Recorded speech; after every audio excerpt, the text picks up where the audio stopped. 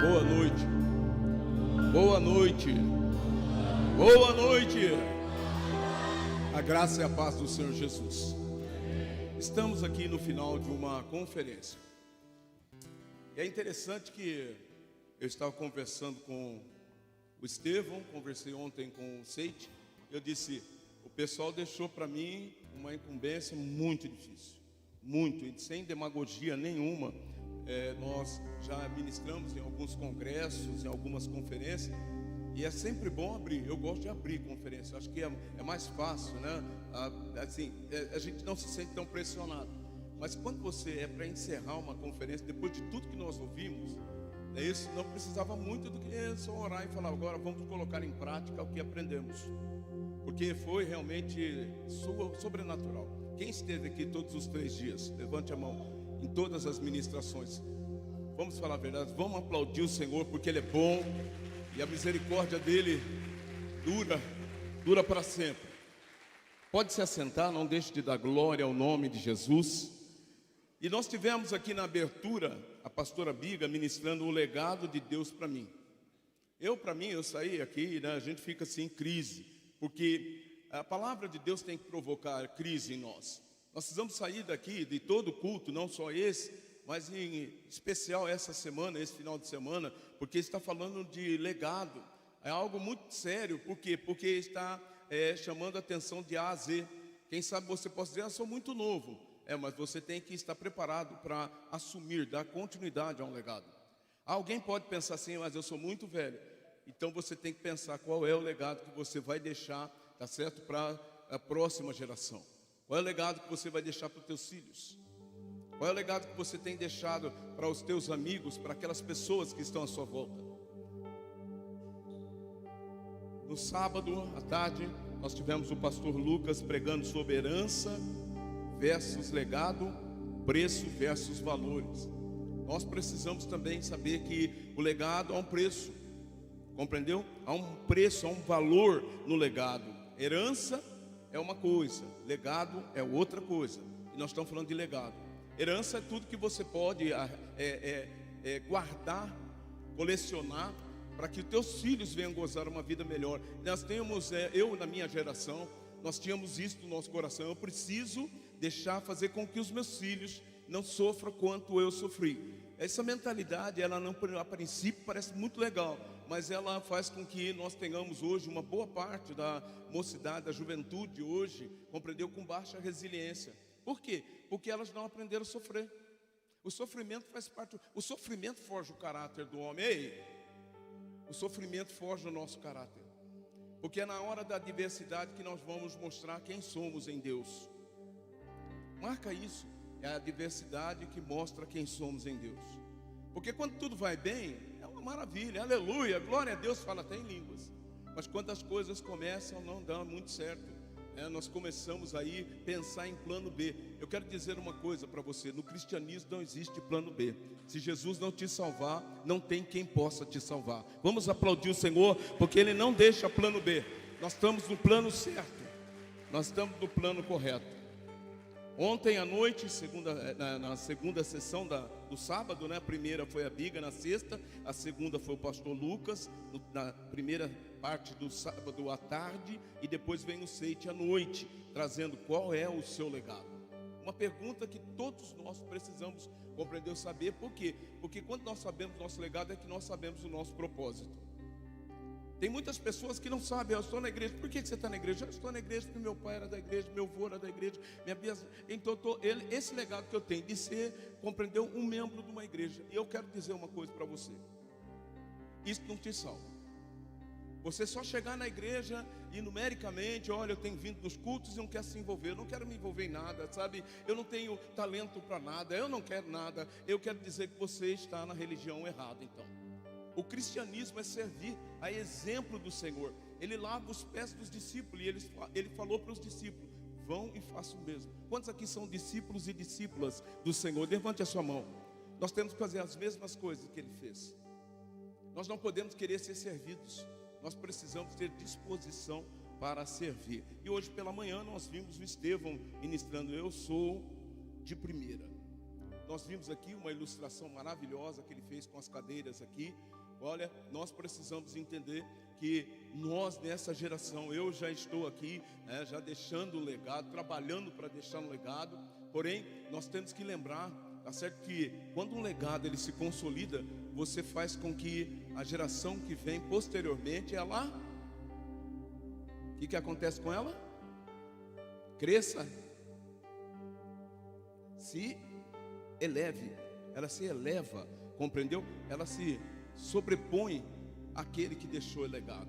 O legado não é para você carregar, colocar no bolso e dizer: olha, terminei a carreira, está aqui o legado que eu recebi do meu pai, da minha mãe, do meu pastor, da igreja, está aqui. Não. O legado é uma alavanca, o legado é uma, vamos colocar, uma plataforma, um degrau a mais, para que você possa não começar do zero, mas você comece não, mas dê continuidade àquilo que foi feito até agora. E eu quero nesta noite, depois do momento que já me falaram, me veio ao coração essa passagem bíblica, e eu fui trabalhar isso, pesquisar, buscar aí, conhecer, porque a primeira coisa que me veio no coração foi um rei, e um rei que ele não deixou saudades. E o tema que eu quero trazer aqui: morreu e não deixou saudades. Diga assim: morreu e não deixou saudades.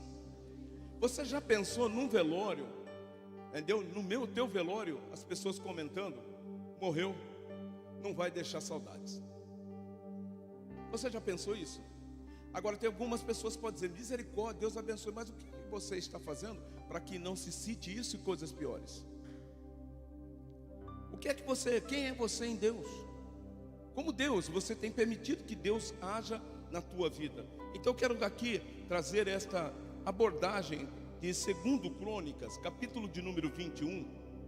Nós vamos ver aqui um rei de Israel, que ele foi realmente um rei que morreu e não deixou saudades alguma. Não deixou saudade nenhuma. Nós vamos ver aí em 2 Reis 21, 20. Era da idade de 30 anos e 2 anos quando começou a reinar, e reinou em Jerusalém 8 anos, diga 8 anos. E foi-se sem deixar a si saudades, e o sepultaram na cidade de Davi, porém não nos sepulcros dos reis. Gente, eu vou repetir este versículo, porque ele é muito importante para que nós comecemos a pensar isso. Nós temos uma trajetória de vida, o momento que nós nascemos até o momento que nós vamos morrer. E nós temos que pensar, independente da faixa etária de idade que você esteja vivendo, a maior certeza que nós temos que ter na vida é que nós vamos morrer.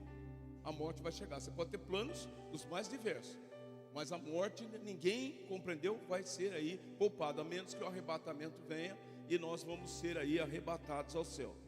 O texto bíblico diz assim: era da idade de 32 anos quando começou a reinar.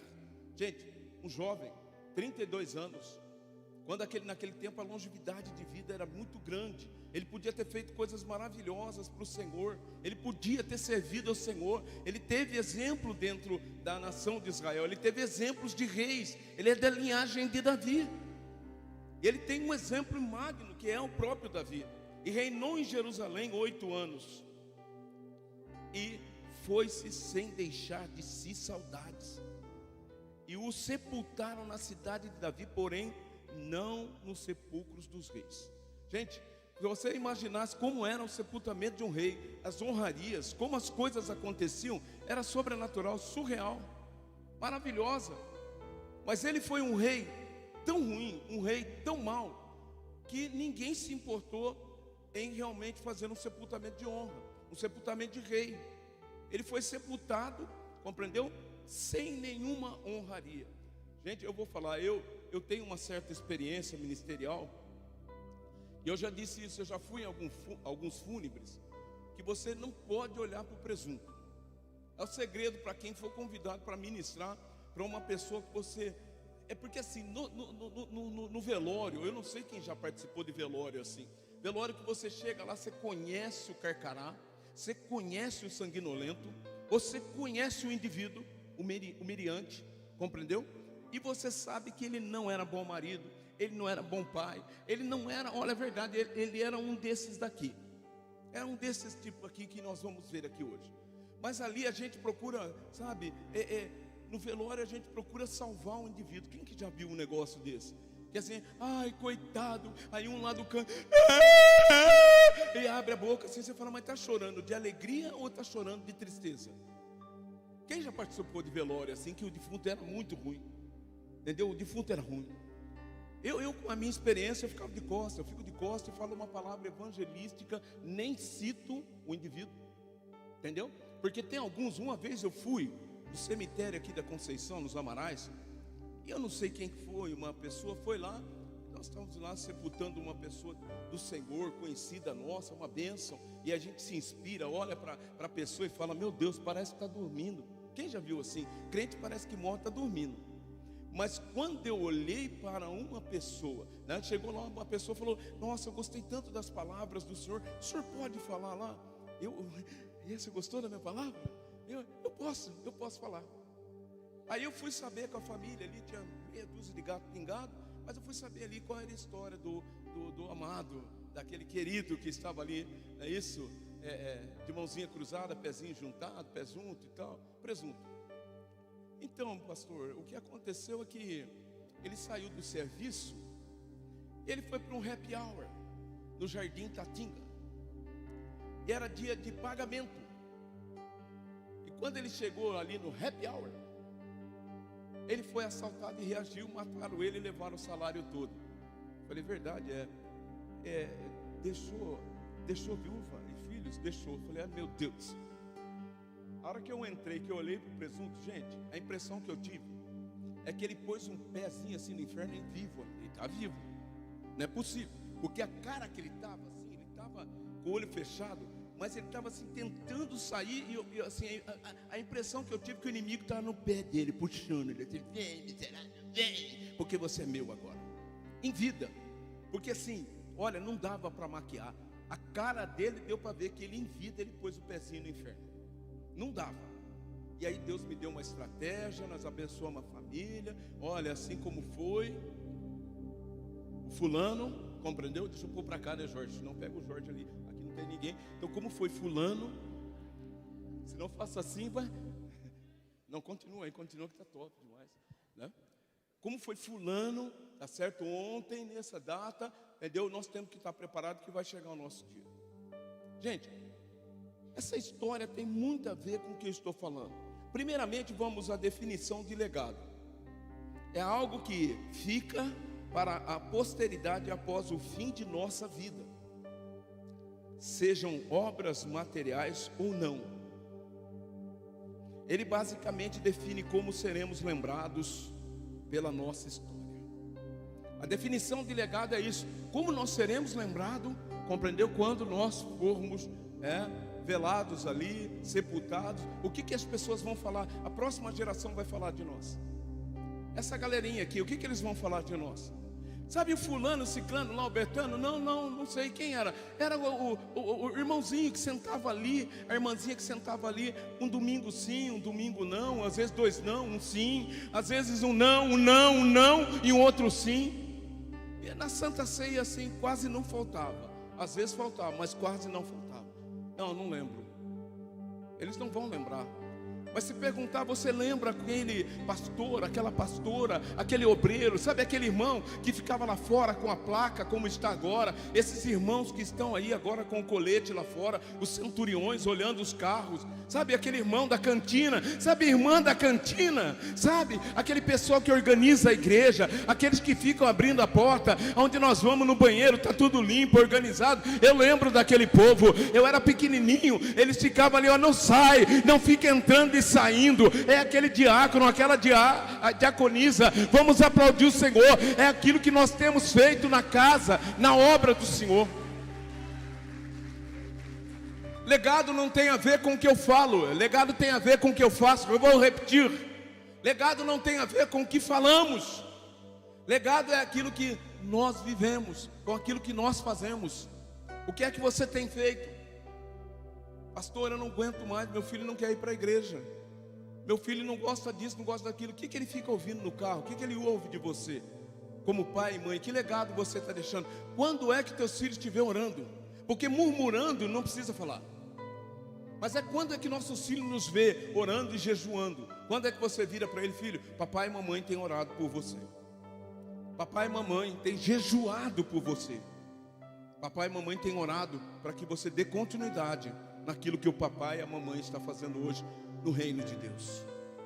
Nós não podemos falar, alguns de nós não podemos falar, porque nós não temos sido exemplo. Nós precisamos lembrar, a minha geração, meu pai sempre falava isso: quem pode manda, quem tem juízo obedece. Compreendeu? Meu pai: faça o que eu mando, não faça o que eu faço. Meu pai era muito um péssimo exemplo de homem, em alguns quesitos, e na maioria deles. E assim mesmo ele nos educou e nós respeitávamos muito. Hoje você fala com uma criança e não fala. Eu vejo alguns pais que falar e não falar é a mesma coisa. A criança discute, a criança se impõe contra os pais e não tem, compreendeu? A mãe e o pai não tem pulso com aquela criança. Nós precisamos entender que o legado é o exemplo. Não é as nossas falas, mas é o que os outros falam. O que nossos vizinhos vão falar quando nós morrermos? As pessoas que trabalham conosco, aqueles que estudam conosco, o que eles vão falar? Dentre muitos outros significados e definições, achei esse o mais adequado para nosso entendimento. Você já pensou que no dia do sepultamento de alguém, as pessoas começassem a comentar e dizer: já foi tarde, não valia nada mesmo, não merecia o ar que respirava. O mundo a partir de agora, com certeza, será melhor.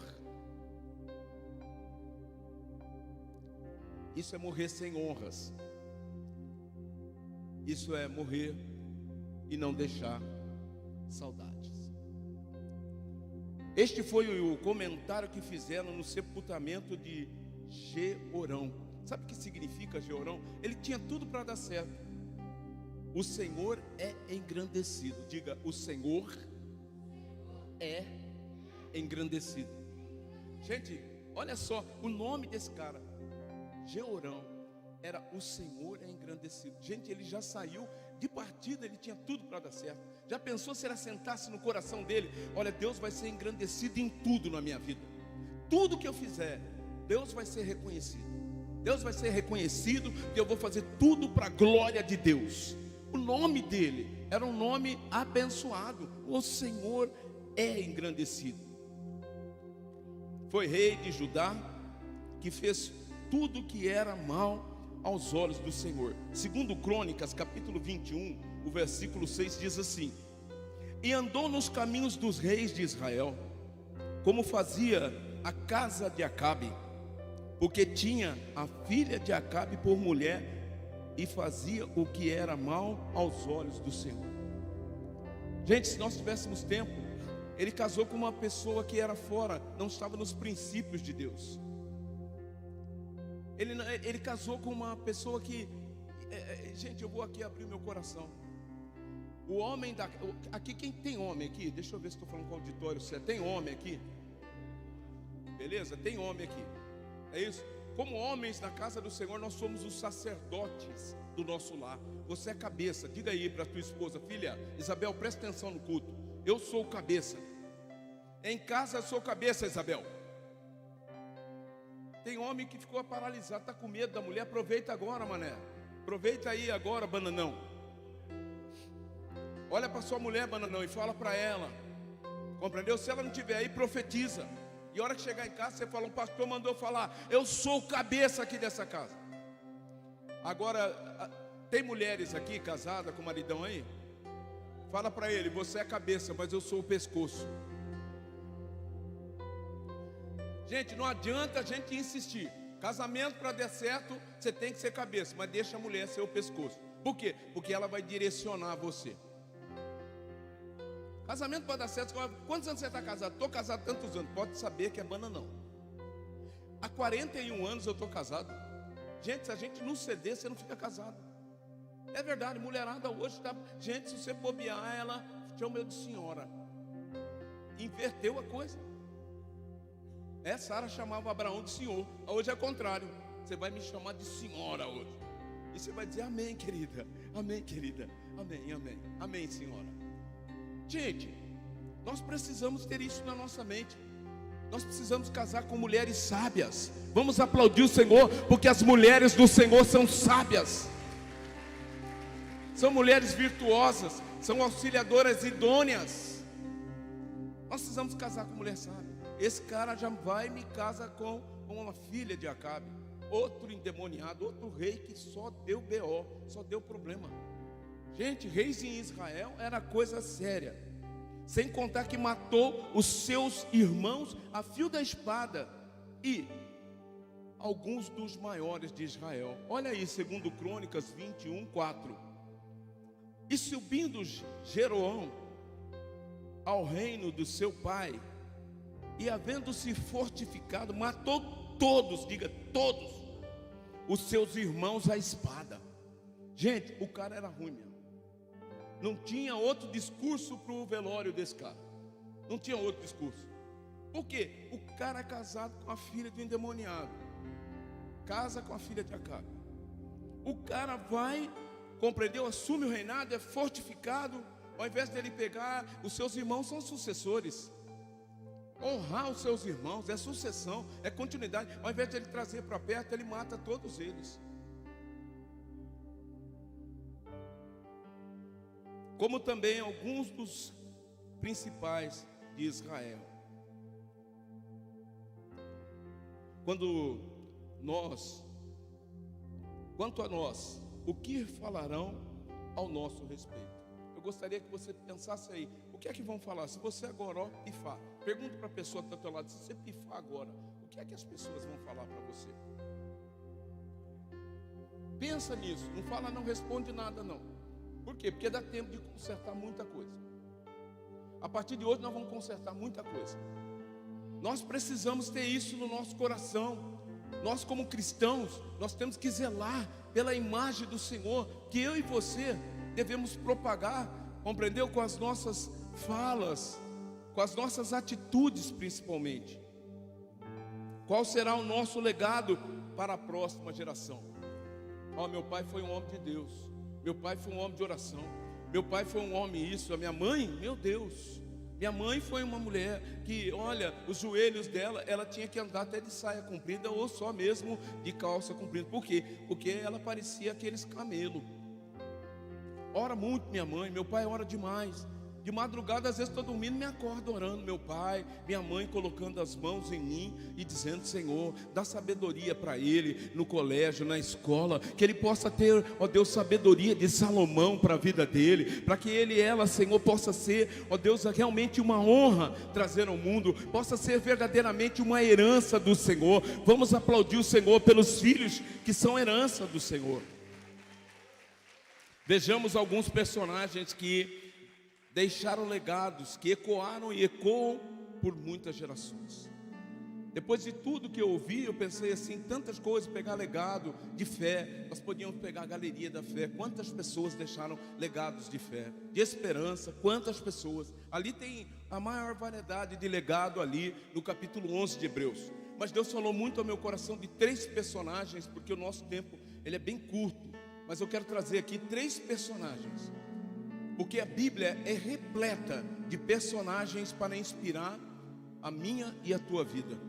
Diga, a Bíblia está repleta de personagens para inspirar a minha e a tua vida, a nossa vida. Vamos aplaudir o Senhor, porque nós temos um número incontável, insondável de pessoas. A primeira delas que eu quero trazer é Abraão. Diga, Abraão foi chamado amigo de Deus. Gente, você já pensou?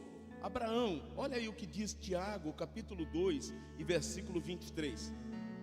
E cumpriu-se a escritura, que diz: e creu Abraão em Deus, e foi-lhe isso imputado como justiça. E foi o quê? Chamado amigo de Deus. Eu fiquei pensando assim, eu às vezes fico lendo, a palavra vem ao meu coração, eu fico pensando assim, você conhece Abraão? Não, não conheço Abraão. Abraão, eu não sei bem. Você conhece o amigo de Deus? Esse eu conheço. Eu creio que Abraão nos seus dias, ele era tão íntimo de Deus, como muitos outros profetas, que não eram conhecidos muito pelo nome, mas quando fala, você conhece o homem de Deus? Quem era o homem de Deus? Eles sabiam. E aqui um amigo de Deus, Abraão nos seus dias de vida, ele procurou ter amizade com Deus. Quem sabe hoje, eu e você, nós como igreja, precisamos deixar esse legado. Eu sou o amigo, meu pai era um amigo de Deus, ele não fazia nada sem consultar a Deus, ele era muito amigo de Deus, ele tinha intimidade com Deus. Abraão, para que ele fosse por Deus, gente, nós não estamos falando de uma aclamação, de uma sociedade, de uma igreja, de um grupo, de uma etnia, de uma tribo, não. Abraão, o nome dele ecoa até hoje, compreendeu? Até hoje nós estamos aqui agora, no século 21, nós estamos falando de Abraão, e Abraão já ficou há muitos séculos para trás, a história dele, mas ele deixou um legado, ele era amigo de Deus. Vamos aplaudir o Senhor. Quantos aqui querem ser e são amigos de Deus? Nós precisamos buscar isso. E não buscar isso para que a sociedade, não, mas para que Deus olhe para mim e tua vida e Ele se inspire dizendo, esse aí é meu amigo, esse é meu amigo, esse me busca, esse me honra. Você já pensou em deixar um legado como esse, de ser amigo de Deus, melhor dizendo, ser chamado pelo próprio Deus de amigo? Esse legado transmitido para Israel, filho, e para Jacó, o neto. Por isso que nós vemos na Bíblia, quem já viu assim, o Deus de Abraão, Isaque e Jacó? Quem já viu isso aí? Sabe por quê? Porque é o Deus do Pai, é Deus do Filho e é Deus do Espírito Santo. Isso também é para elucidar a Trindade. Gente, que coisa mais linda. Por quê? Porque quando você vê a biografia de Abraão, de Isaque e de Jacó, você vai falar, meu Deus, olha o legado de Abraão. Eu e você precisamos deixar legados que ecoam, legados que vão realmente de geração em geração. Vai passar essa geração, vai vir nova geração, mas você vai ser lembrado. Por quê? Porque você é diferenciado, você é amigo de Deus, você é amiga de Deus. Nós precisamos deixar esse legado para essa geração, para aqueles que estão à nossa volta. Eles precisam olhar e falar, este é um homem de Deus, esta é uma mulher de Deus. Por quê? Porque fala como ele, age como ele, compreendeu? Tem uma postura como ele.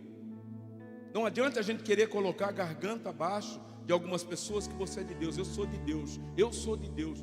Mas quando olha para você, entendeu? Começa a olhar a tua vida, vê que há uma incongruência. Por quê? Porque você fala uma coisa e faz outra.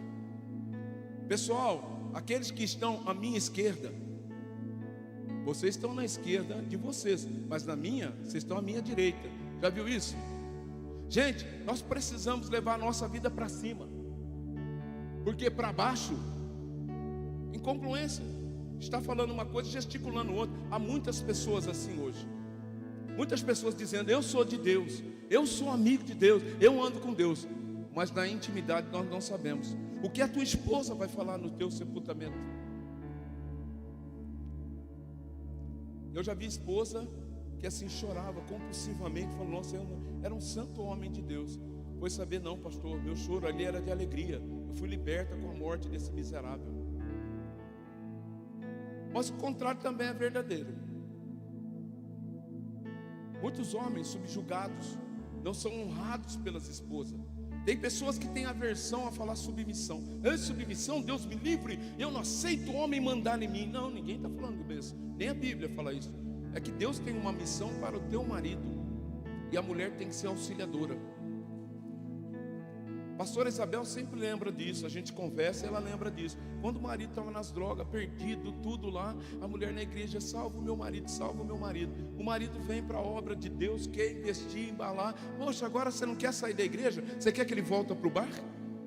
Você quer que ele volte para a biqueira? Para onde que você quer que seu marido vá? E a mulher não tem disposição. É incrível que quando o marido ainda não está na igreja, ela vem, ela ora, ela pede. Ele vem para a igreja, ela sai. Aí você fala, mas que acho é esse? A segunda coisa que eu aprendo com esse rei, e que ele para mim é do Antigo Testamento, é um ícone. Davi, diga, Davi foi chamado de homem segundo o coração de Deus. Gente, já pensou alguém virar para você? Você vira para a pessoa que está ao teu lado: ei, Jorge, você é um homem segundo o coração de Deus. Nossa, ele fez assim, aleluia. Fala a verdade. Olhe para ela, tem uma mulher do teu lado e fala: você é uma mulher segundo o coração de Deus. Gente, já pensou no velório? Dá vontade até de levantar. Fala a verdade, se você é o presunto. Você fala: não, eu sabia disso, gente.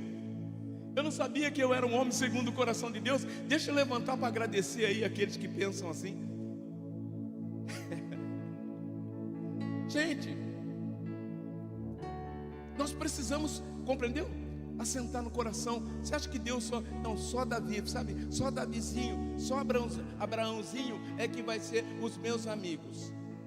Abraão pode, Davi pode, você não. Eles são exemplo para nós.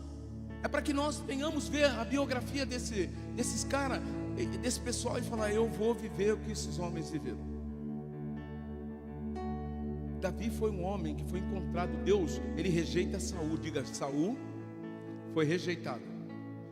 Deus, diga, Deus escolheu a Davi. Ei, eu quero dizer uma coisa: Deus escolheu você. Ei, você não entendeu ainda? Nós somos escolhidos por Deus.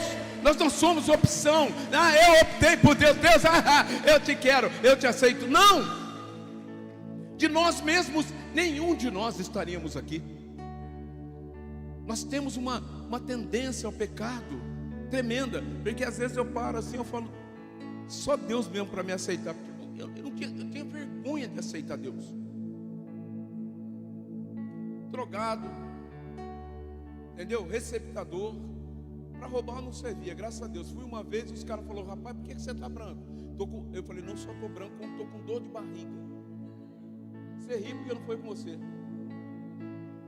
Me deu uma dor de barriga. Eu falei: meu Deus, se essa família chegar, eu não quero nem contar o que nós fizemos na casa. Porque hoje eu fico pensando: meu Deus, que luta é a gente conquistar uma casa, para um bando de vândalo entrar e fazer o que nós fizemos numa casa. E ainda porque o vizinho deu canal para nós, era parceiro nosso, e ele falou: a chave do fundo de casa abre do fundo da casa do vizinho também. E eu vou dar para vocês vão lá e faz o assalto e a gente racha tudo. Sabe que Deus me deu uma experiência no Desafio Jovem uma vez. A primeira vaquinha que nós tivemos lá, Mimosa. Nasceu uma mimosa. Diga, nasceu a mimosa. A mimosa era demais. Um belo dia a gente amanhece lá no Desafio Jovem: cadê Mimosa? Pergunte: cadê Mimosa? Ninguém sabia de Mimosa.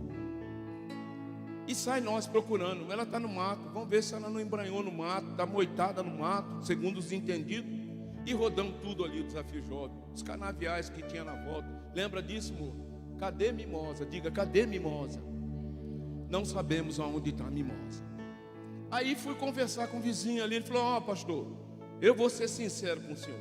Se o senhor for no bairro aí, no assentamento que tem do lado, em tal rua, assim e tal, tiver um churrasco, é Mimosa. Diga, Mimosa. Diga, Mimosa, não é possível. Chega na tal rua, chega no tal lugar, tá vendo o quê? Churrasco. Quem era? Diga, Mimosa. Gente, fala para mim, o que você faria? Você está numa clínica de recuperação, mais ou menos uns 70, 80 homens. O melhorzinho dali não valia nada. Melhor já não valia nada. Agora você imagine os outros. Pastor, nós vamos para cima, nós estamos sabendo, vamos lá, nós vamos acabar com esse churrasco. Que é isso, esse cara é louco, não sei o que, Falei: é verdade, gente. Então vamos fazer o seguinte: Deus me deu uma palavra de sabedoria aquele dia. Falei: gente, isso daí é para a gente sentir o que nós já fizemos para outras famílias.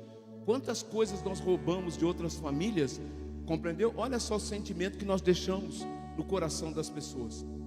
É mais ou menos assim: se você não tiver pecado, atire a primeira pedra.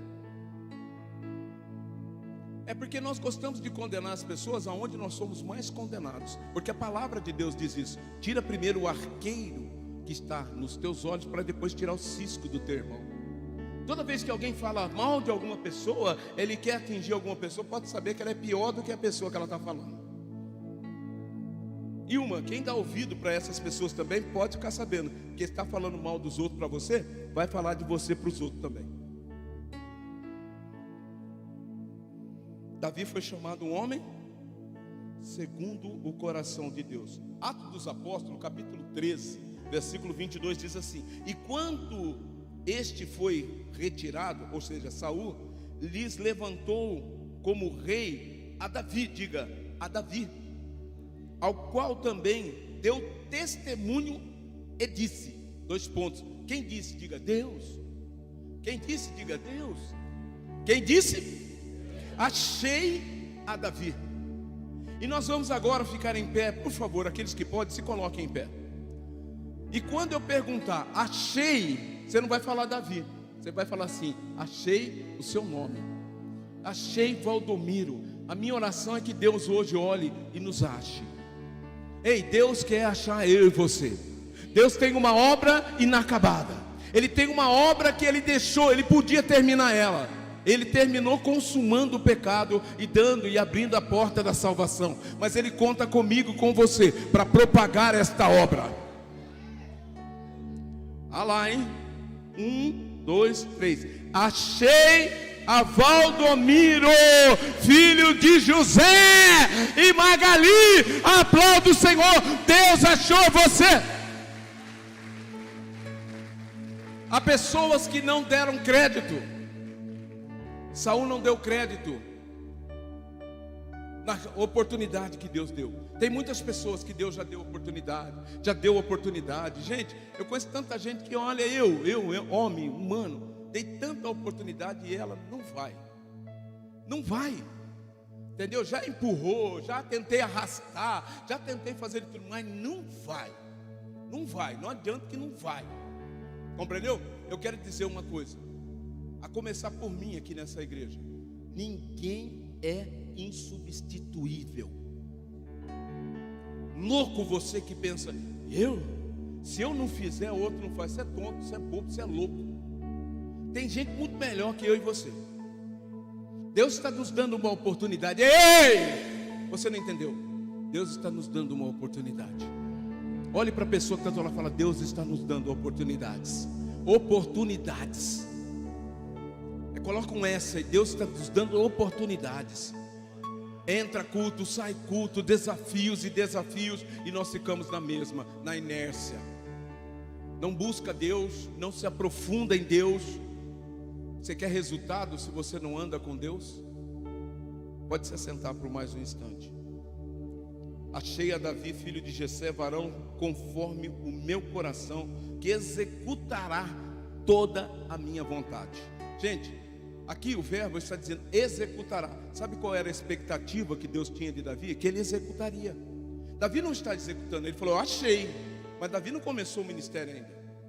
Eu quero dizer, Deus está achando você aqui hoje, e Ele sabe que você vai executar tudo, absolutamente tudo que o agrada. Aplauda o Senhor, porque Ele acredita em mim, Ele acredita em você, Ele acredita em nós. Às vezes eu fico pensando: Senhor, o Senhor é demais.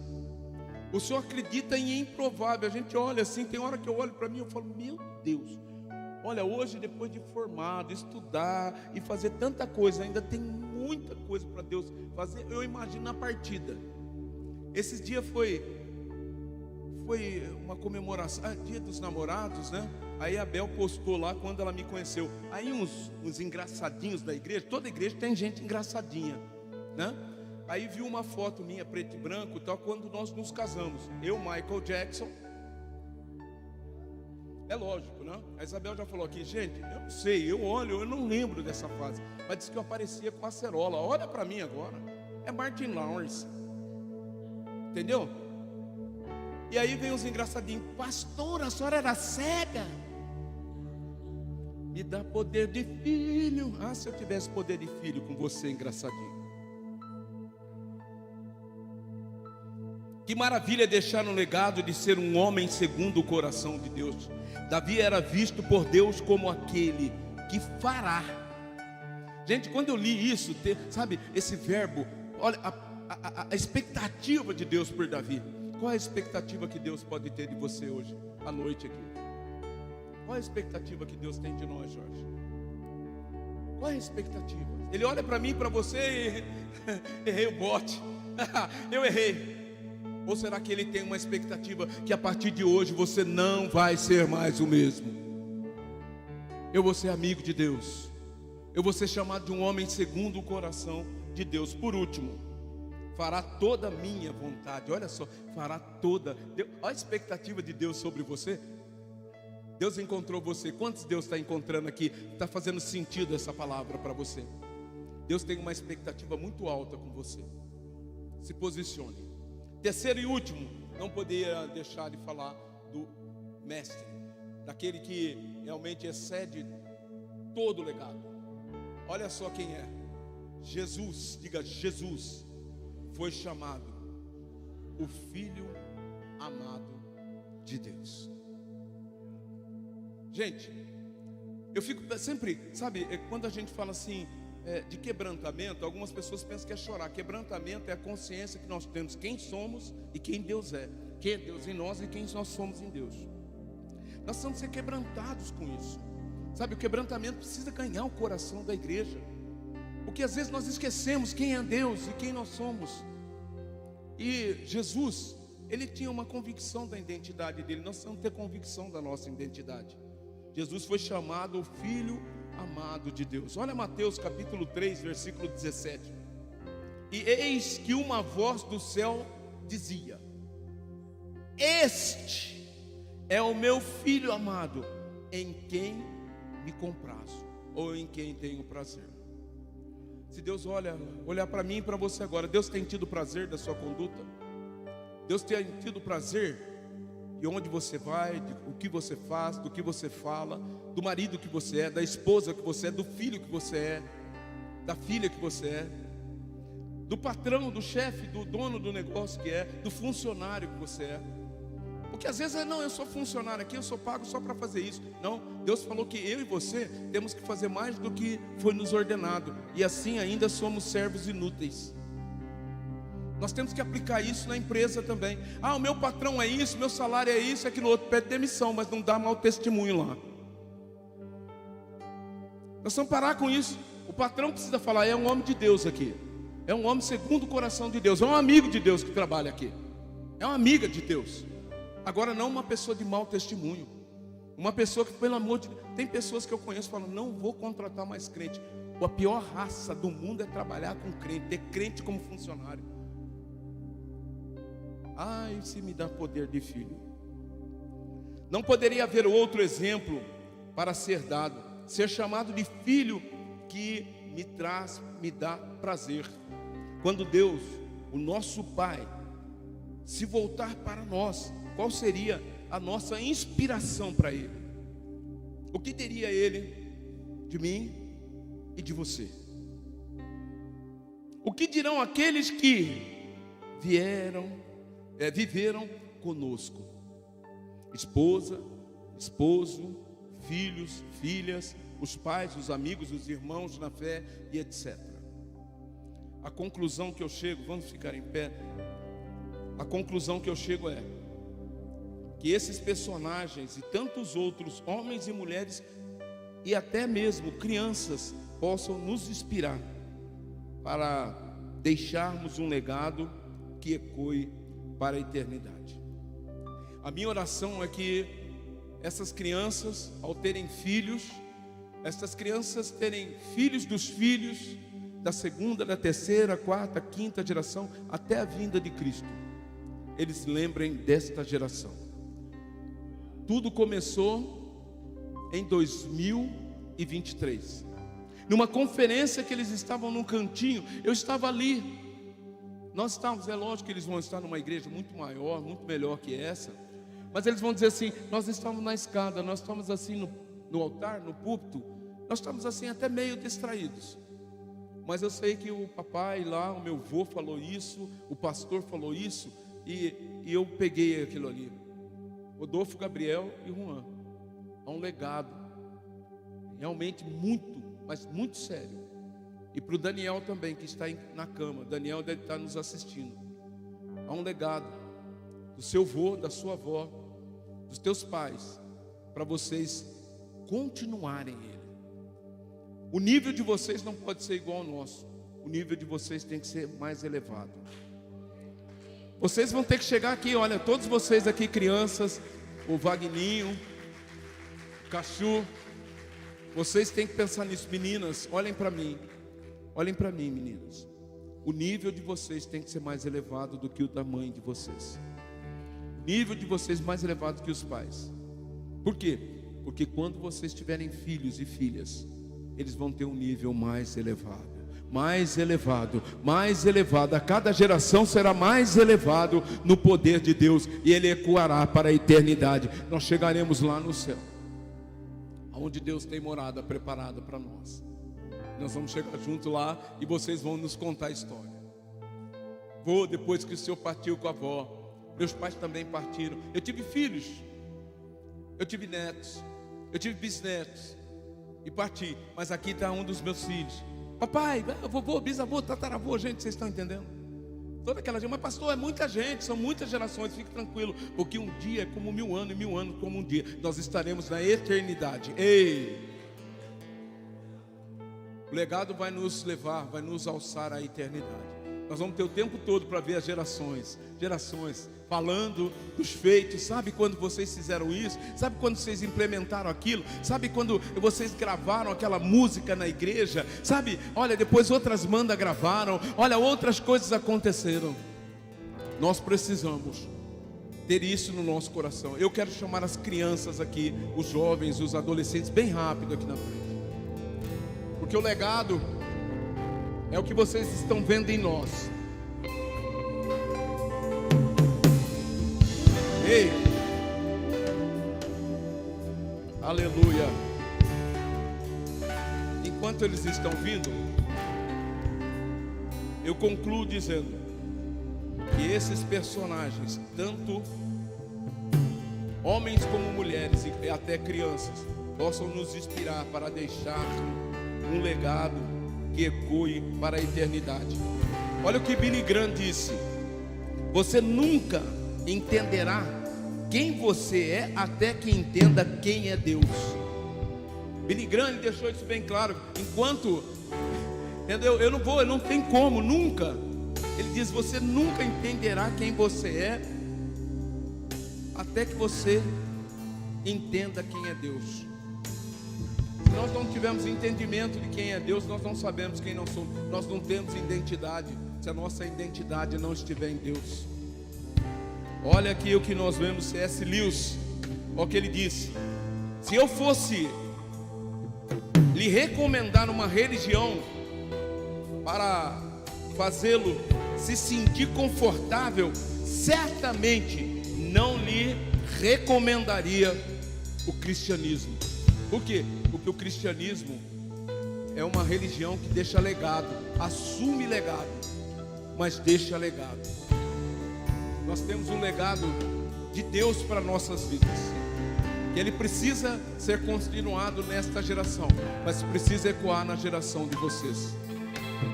Nós vamos orar agora, e eu quero pedir, se o pai ou a mãe dessas crianças estão aqui, venham orar com eles, impor as mãos sobre eles, sobre os teus filhos. Mas eu quero que vocês orem, vão todos lá, o pai e mãe, que os filhos estão aqui, vão lá, naquele canto. E aí vocês vão estar orando um pelos filhos dos outros também. Vai lá naquele canto lá, todo mundo. Vai lá, todos os pais e mães, lá naquele canto lá.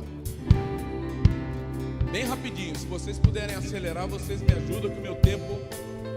E aí vocês vêm orando como, sabe, como homens, profetas, homens amigos de Deus. Venham como amigos de Deus. Venham como aqueles que têm um coração segundo. E aquilo que você deseja para o teu filho, você vai ministrar sobre a vida do filho, do teu irmão, da tua irmã. Vamos orar, igreja do Senhor. Se os teus filhos não estão aqui, comece a orar. Olha, comece a orar e falando o nome deles. Senhor Jesus.